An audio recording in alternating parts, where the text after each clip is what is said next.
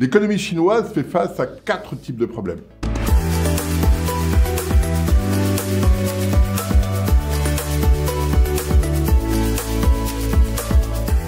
Le premier est le dysfonctionnement du modèle qui avait été mis en place à partir de 2013 par Xi Jinping, qui voulait centrer l'économie sur son marché intérieur.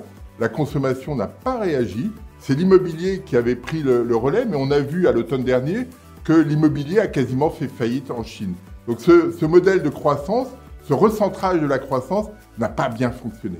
Le deuxième point est le confinement qu'on voit depuis le mois de février, notamment à Shanghai, et qui se traduit par un ralentissement très fort de l'activité. On a constaté au mois d'avril une consommation qui baissait de 11% sur un an. C'est un chiffre spectaculaire. Le troisième point est qu'il y a un certain nombre de dissensions politiques en Chine, dans l'attente du congrès du Parti communiste de l'automne prochain, qui doit normalement réélire pour un troisième mandat Xi Jinping. Mais d'ici là, il y a pas mal de tensions qui apparaissent. Le quatrième point, c'est que l'environnement international n'est pas très porteur. Le choc énergétique pénalise la croissance aux États-Unis et en Europe, et de ce fait-là, les exportations chinoises ralentissent de façon significative, on l'a vu au mois d'avril.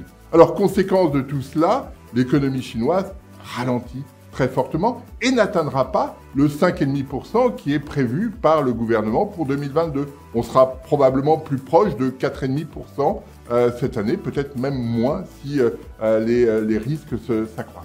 Alors, quelles conséquences pour nous?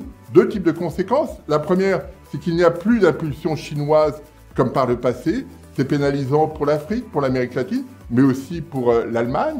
Et puis, le confinement fait que les usines ne tournent plus en Chine. Et de ce fait-là, les pièces détachées dont on a besoin pour faire tourner et pour construire nos automobiles, par exemple, eh bien, n'arrivent plus. Et donc, ça se traduit par des ruptures de production en Europe et aux États-Unis. Donc, c'est très pénalisant pour les économies des pays développés. Alors, le gouvernement chinois tente de faire face avec des plans de relance très forts. Mais la vraie question, c'est finalement, est-ce que l'économie chinoise peut revenir au-delà de 5% de croissance très rapidement?